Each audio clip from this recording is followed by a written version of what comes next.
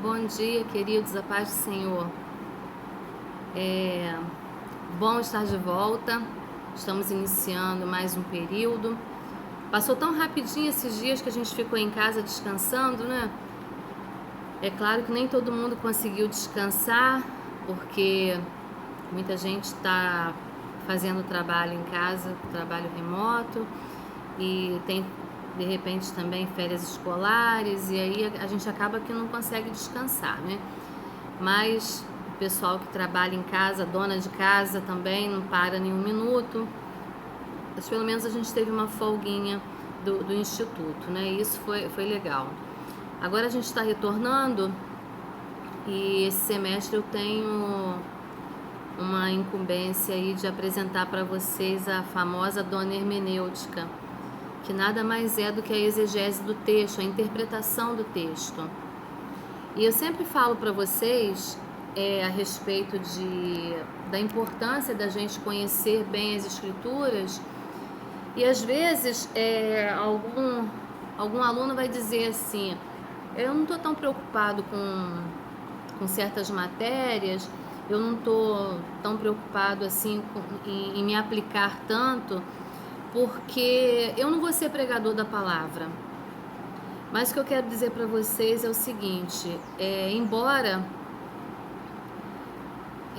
um ou outro não tenha esse objetivo, mas se você for um líder futuramente, ou se já é importante que você tenha conhecimento. E o Instituto está proporcionando isso para vocês, que vocês tenham conhecimento da palavra, que vocês tenham conhecimento para que vocês possam futuramente ser chamados para dirigir algum trabalho, para conduzir alguma coisa de grande responsabilidade, e vocês estejam preparados, tá? Não só para manusear a palavra, né? Mas vocês, nesse curso, no Instituto, vocês vocês estão recebendo orientação de aconselhamento, de liderança. Então, para que vocês se aperfeiçoem e possam fazer o melhor uso de tudo isso possível, tá? Embora a gente sabe que nem todo mundo vai colocar em prática, mas o meu desejo é que lá na frente a gente venha encontrar com vocês e tenha assim as melhores respostas, né? Olha, esse aqui foi meu aluno no instituto e hoje ele desempenha isso, ele desenvolve aquilo, ele faz isso, faz aquilo. E isso dá orgulho para a gente saber que a gente contribuiu de alguma forma para isso. E o aprendizado que eu tive do Instituto mudou a minha vida, mudou mesmo, de verdade, tá? Não só a minha vida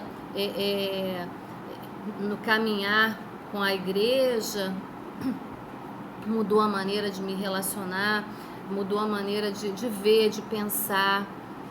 Então eu realmente peguei tudo que eu aprendi no Instituto e fiz uso disso, tá? Eu sempre fui uma pessoa que gostei muito de ler.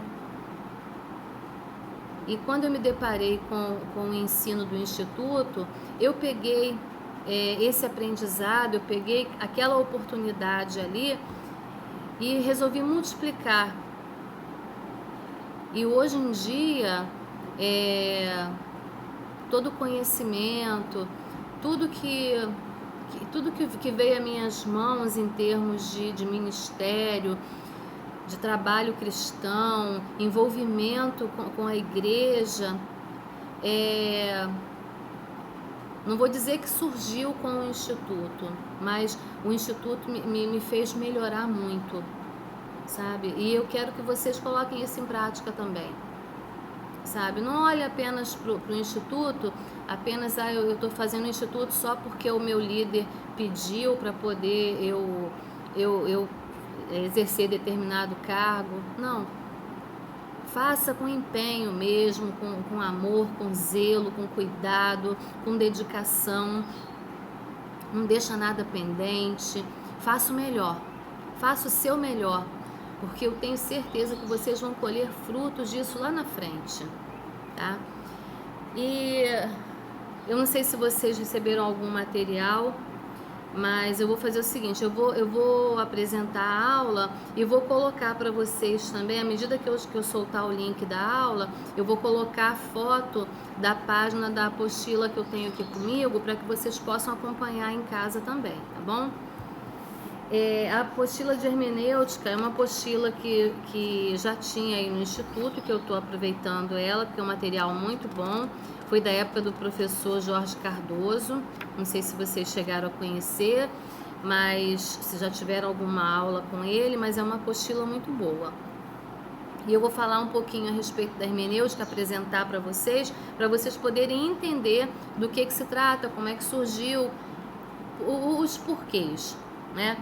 E a gente vai entender a importância das últimas aulas pra gente, tá? Porque a gente falou um pouquinho sobre a história da igreja, né? O pessoal que já vem estudando comigo já teve aula de história da igreja.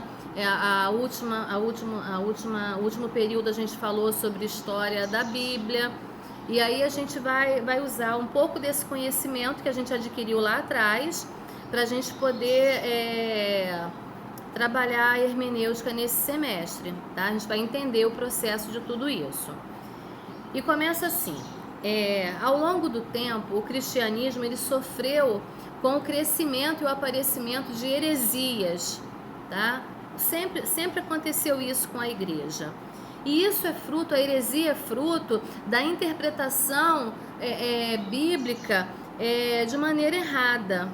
E o que é que contribui para isso, para que as heresias surjam, e por que é que as pessoas interpretam a Bíblia de maneira errada? Tem alguns fatores. Um deles é que normalmente a pessoa não leva em consideração, não conhece realmente os fatores que contribuem para a formação daquele texto, né? A pessoa desconhece os fatos históricos, desconhece a cultura do povo, desconhece a geografia bíblica. E aí, na hora de fazer a interpretação do texto, se a pessoa não tiver conhecimento desses fatos, do que aconteceu, do pano de fundo daquela época, né, do cenário que estava acontecendo ali naquele momento em que o texto estava sendo escrito, isso vai fazer com que a pessoa não consiga interpretar o texto de maneira adequada. Um outro fator também que faz com que as pessoas interpretem os textos de maneira errada é o interesse, né, por parte dos líderes religiosos, tá? E isso eu não estou falando apenas de igreja evangélica. Quando eu falo de líder religioso, é em todos os âmbitos, tá? É na igreja evangélica, é na católica, é em qualquer religião. Tá? Eles pegam o texto bíblico e, infelizmente, por causa de vaidade ou por causa de interesse mesmo, eles deturpam esse texto da maneira que melhor lhe convém. E isso faz com que as heresias venham surgindo e vão crescendo, aumentando, e a gente vai entender isso com a caminhada. Quem já teve aula sobre heresias vai entender um pouco melhor isso que eu estou falando. Quem ainda não teve vai acompanhando aos poucos, porque à medida que as aulas forem sendo ministradas, vocês vão aprendendo. Mas com tudo isso, o cristianismo, logo no 2º século depois de Cristo, sofreu com um fenômeno, uma heresia que surgiu, que brotou, chamada marcionismo, tá? E cresceu muito rapidamente, conseguiu arrebanhar um grande número de adeptos, dentre eles uma pessoa muito importante que era Tertuliano de Cartago, tá? Ele era um homem importante dentro da Igreja Católica. Ele era um grande escritor, renomado na época. Ele conseguiu ficar conhecido pelos seus textos em latim, tá? Ele foi um dos primeiros escritores cristãos, né, a obter sucesso com seus textos em latim. E de repente esse homem se vê, ele era conhecedor das escrituras, mas ele se vê conquistado por essa nova filosofia do marcianismo, que foi fundada por um homem chamado Marcião. Esse Marcião, ele era um mestre gnóstico, e o gnosticismo foi uma heresia que trouxe muitos problemas para a igreja durante muito tempo.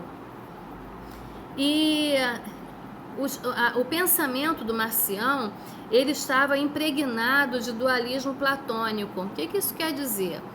Ele tinha, depois eu vou colocar para vocês um link falando a respeito dessa heresia, o marcianismo, para vocês poderem ler com calma e entender um pouco melhor, porque eu tive que enxugar aqui.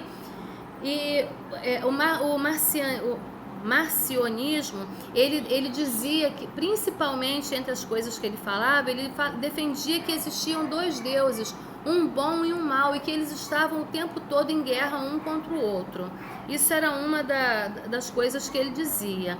Ele dizia também que tinha uma realidade espiritual que era muito maior ao mundo físico, que tinha um valor inferior. E aí, de posse dessa chave hermenêutica, desse pensamento aí, da maneira como ele enxergava as escrituras, ele acabou corrompendo a Igreja Católica. Ele rompeu com a Igreja Católica porque começou a trazer muitos problemas esse ensinamento dele, que divergia completamente do que os padres, os bispos ensinavam. E aí ele acabou fundando a sua própria seita, o seu próprio movimento, que era o marcionismo, tá? Isso é apenas um dos exemplos do que a forma de você olhar as escrituras e achar que você pode interpretar da sua maneira a partir do seu olhar pode causar, né? Pode te levar para um caminho completamente distante daquilo que a Bíblia realmente está dizendo. E aí, quando chega na Idade Média, a interpretação bíblica, ela se vê monopolizada apenas pela Igreja Católica. O que isso quer dizer? Todo conhecimento bíblico, né, acerca dos textos sagrados, todo conhecimento estava nas mãos da Igreja. Por que isso acontecia? Porque até aquele período existiam pouquíssimas pessoas alfabetizadas. Pouquíssimas pessoas tinham acesso ao estudo, ao conhecimento, e isso ficou restrito apenas para as pessoas que tinham poder aquisitivo, tá? E principalmente a igreja, os clérigos, né? os sacerdotes, os teólogos. E o que aconteceu? Como a igreja monopolizava, tinha o controle das escrituras, tá? O povo só tinha acesso àquilo que a igreja liberava, né? E isso, de certa forma, era prejudicial, porque o povo não tinha acesso ao conhecimento. E vamos dizer assim que as escrituras estavam privatizadas pela igreja naquele momento. Até que de repente surge a reforma protestante, né? Lutero se revolta com os absurdos, os abusos da Igreja Católica naquele tempo, que vendia indulgências, uma série de coisas que a gente já estudou na história da igreja. E aí ele vai lá na porta da igreja e prega as 95 teses dele lá na porta.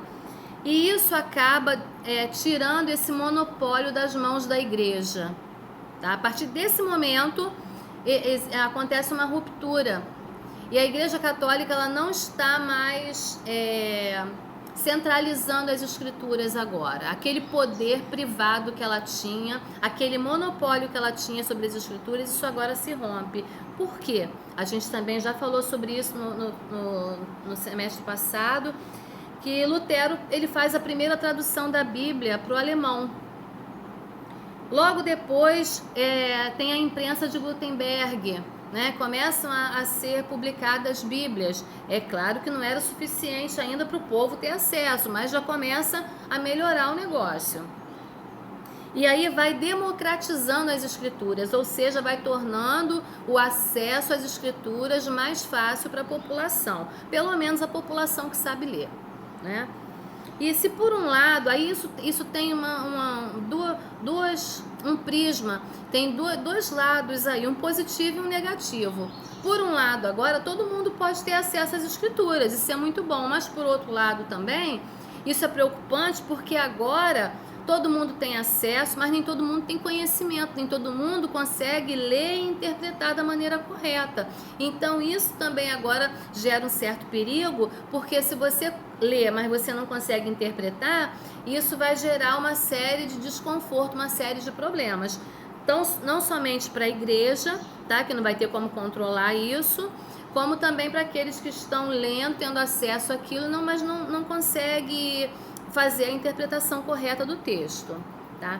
E aí, a partir desse problema aí, começam a surgir inúmeros movimentos religiosos, né? Cristãos independentes que vão surgindo e vão fundando os seus movimentos de religiosos de acordo com aquilo que eles entendem, e isso vai dando origem aí àquelas seitas que se espalharam pelo mundo. A maioria das igrejas que a gente conhece hoje também começou a surgir por causa disso. Eu entendo assim, eu vejo dessa maneira, eu acho isso, eu penso desse jeito, e aí cada um foi se espalhando, foi se separando, se dividindo e abrindo do jeito que achava que estava certo, né? E 500 anos depois de tudo isso, de toda essa confusão, o que acontece? A igreja até hoje está sofrendo com isso, gente. Continua a sofrer com esse vírus do fracionamento, que é chamado, tá? Uma contaminação que entrou no DNA da igreja e que vai se multiplicando a cada dia. Cada dia que passa você vê uma denominação nova, com uma ideia diferente e por aí vai, né? Mas deixando de lado essa questão aí da vaidade, da ganância dos homens, a gente pode afirmar que hoje o maior problema que a igreja enfrenta, a igreja cristã enfrenta hoje, é a hermenêutica, ou seja, é a interpretação correta do texto bíblico, tá? Quem realmente detém a interpretação da Bíblia? Quem é que realmente conhece? Quem é que tem capacidade para interpretar o texto bíblico, né? A quem que a gente pode reconhecer como autoridade competente para traduzir as escrituras? A resposta para tudo isso está na história da própria interpretação do texto. Ao longo do tempo, a hermenêutica, ela se baseou em análise histórico-gramatical do texto sagrado. Ou seja, lembra que eu venho falando com vocês já há um tempo que a gente precisa conhecer o contexto, o que está acontecendo naquele local, a história do povo, a cultura, né? Os costumes. Eu cheguei até a compartilhar com vocês um livro muito bom de usos e costumes para a gente poder entender certos termos que são apresentados nos textos bíblicos, para a gente poder entender como que as coisas aconteciam no dia a dia deles. E toda a dificuldade que nós ocidentais temos para interpretar o texto bíblico se deve ao fato de que a Bíblia não foi escrita para nós. E quando eu falo isso, às vezes a pessoa fica meio chocada. Como assim não foi escrita para nós? Claro que não, gente. Quando a Bíblia foi escrita, ela foi escrita para um povo que tinha hábitos e costumes completamente diferentes de nós.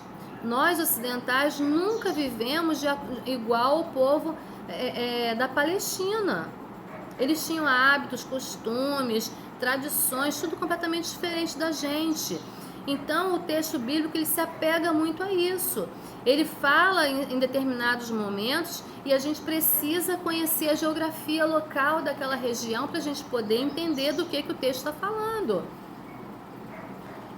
Precisa conhecer as estações, o clima, precisa conhecer as festividades. O pessoal que foi trabalhando, que foi apresentando as festas, o pessoal vai lembrar da importância disso.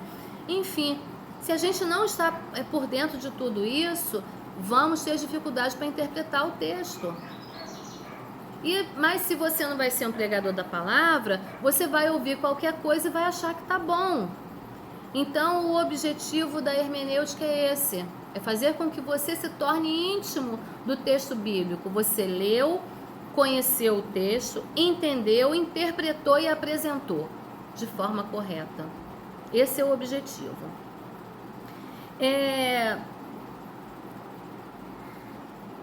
Essa apostila, então, ela vai nos apresentar da melhor maneira possível, tá?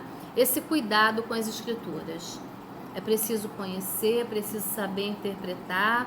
Lembram daquele momento em que o eunuco estava fazendo uma viagem e lia o texto bíblico e tinha um apóstolo ali perto dele, né, vendo que ele estava lendo e olha para ele: você está entendendo o que você está lendo? Aí ele: como é que eu posso entender se não tem quem me explique? E aí aquele que conhecia o texto, sabia do que se tratava, sabia a interpretação correta, apresenta para ele: esse texto que você está lendo significa isso, isso, isso, está falando disso, disso, disso. Imediatamente o eunuco é tomado pelo Espírito Santo, se enche de fé, crê e se converte ali, diante da leitura daquele texto, da explicação, da apresentação do texto.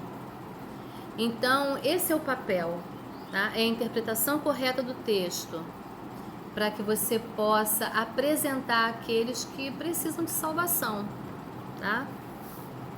A hermenêutica, então, é a arte de interpretar o sentido das palavras, dos textos e compreender a realidade. A palavra hermenêutica, ela deriva do verbo grego hermeneu e do substantivo hermeneia, e ambos estão relacionados ao deus grego Hermes. Isso vem lá da mitologia grega, romana. Hermes era um mensageiro dos deuses e cabia a ele transformar algo além da inteligência humana em algo que se pudesse assimilar. Ou seja, ele tinha que pegar a mensagem dos deuses e transmitir de forma que as pessoas pudessem entender corretamente. Ele era conhecido como deus da eloquência e da arte de falar bem. Dizia-se que foi ele o primeiro a inventar uma língua exata e regular, de tão bom que ele era, tá? O vocábulo, então, hermenêutica, possui uma longa história gramatical e filosófica. Entre os seus empregos está aquele em que a palavra significa tradução, conforme aparece nos escritos de Aristeia, Filão e Pórtifo. Hipócrates usou essa palavrinha hermenêutica no sentido de falar claramente. O mesmo sentido da palavra, lá no hebraico, que é parash, aparece lá em Neemias 8:8. Lembra que eu pedi para vocês darem uma lida no livro de Neemias para a gente poder entender nesse período aqui que a gente está estudando a hermenêutica? Falei para vocês, leiam o livro de Neemias, que vai ser importante. Não sei se a galera está lembrada, não sei quem leu, mas vai ser importante para a gente.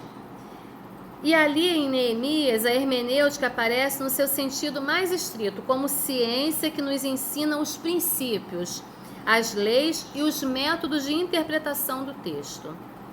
Tendo por objetivo a compreensão do texto bíblico, nós vamos usar esses princípios hermenêuticos para, na medida do possível e com a graça de Deus, nos aproximarmos ao máximo do real significado da mensagem bíblica.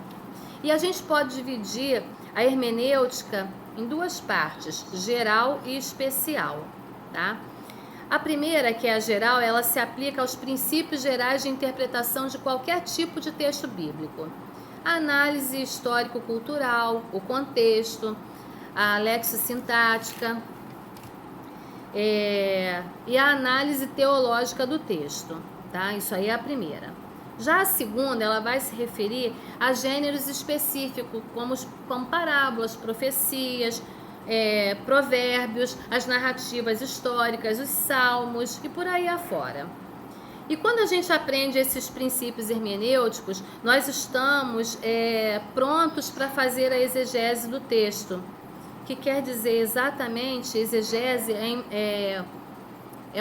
o prefixo ex de exegese dá a ideia de para fora, ou tirar do texto o seu significado. A gente vai ler, vai analisar e vai tirar dali o que ele quer dizer, o seu significado. E a gente vai fazer a exegese usando os princípios de hermenêutica. Mas, afinal de contas, qual é o alvo da exegese? Né? Por que fazer essa exegese do texto? O que é uma boa exegese? O alvo de uma boa interpretação é algo muito simples. É chegar ao sentido claro do texto. O significado pretendido pelo autor. O que o autor pretendia transmitir quando ele escreveu esse texto? Qual era a ideia que ele queria passar para a gente? Um texto, ele não pode significar uma coisa que ele nunca significou. Ele não pode apresentar para você algo que Deus nunca quis dizer. O texto, ele precisa apresentar para você de maneira clara exatamente aquilo que Deus queria transmitir para você, tá? Não é o que o texto significa para mim, não é o que eu entendo, mas é o que ele realmente quer dizer, tá? Então a gente não deve confundir o significado do texto com as suas aplicações, porque o significado do texto é apenas um, mas as aplicações são várias, tá? O ensino de Cristo, por exemplo, dai, pois, a César o que é de César e a Deus o que é de Deus. O que isso significa? Significa que a gente não tem obrigação somente religiosa, não, gente. Nós temos obrigações cíveis também. Então a gente tem que cumprir cada uma delas, tá? A ordem de Cristo de amar ao próximo é uma, mas a forma de manifestar esse amor, ela vai variar de acordo com as necessidades e as épocas. E é isso que a gente tem que entender. A gente não pode confundir essas coisas, e a gente confunde. A simples leitura do texto não é suficiente para a gente chegar ao sentido claro. Mais ou menos. Por quê? Você precisa ler o texto, ler, reler. Leia umas 3 vezes o texto. Cada vez que você lê, você vai perceber uma coisa nova, uma coisa diferente no texto. Você vai perceber, faça perguntas ao texto, tá? Para quem foi que escreveu esse texto? Olha, lembra aquele trabalhinho que eu passei para vocês, que ainda tem gente devendo? É aquele trabalhinho a respeito dos livros da Bíblia, né? O esboço dos livros da Bíblia, né? Em que período esse livro foi escrito? O que estava acontecendo com a igreja nessa época? Qual era o contexto? Quem foi que escreveu? Para quem que esse livro foi escrito? Tá? O que a igreja estava vivendo naquele momento? Né? Qual é o assunto central, o tema central desse livro? Essas são as perguntas principais que a gente vai fazendo no texto. Depois, de acordo com a leitura, você vai começar a perceber, né, quem são os personagens que estão aqui nesse texto. O que está acontecendo aqui? E quais os verbos? Você vai fazer uma série de separações nesse texto para que você, uma série de observações no texto para que você possa interpretá-lo da melhor maneira possível. E isso, à primeira vista, no primeiro olhar, não é fácil, não é simples. Mas a gente precisa colocar isso em prática. Imagina você indo fazer uma visita, né? Uma pessoa que está doente. E aí você pega o texto bíblico, vamos fazer uma oração, mas antes eu vou deixar um texto para o irmão. E aí você pega o texto e lê, e lê, e lê, e lê. E não vem nada na sua cabeça. Das duas a uma. Ou você vai improvisar, ou você vai repetir alguma coisa que você já ouviu. Mas o objetivo é que você seja capaz de fazer isso sozinho. O objetivo é que você tenha serenidade, tranquilidade para pegar o texto, ler, entender e transmitir aquilo que o texto está querendo dizer. Tá? Vamos lá.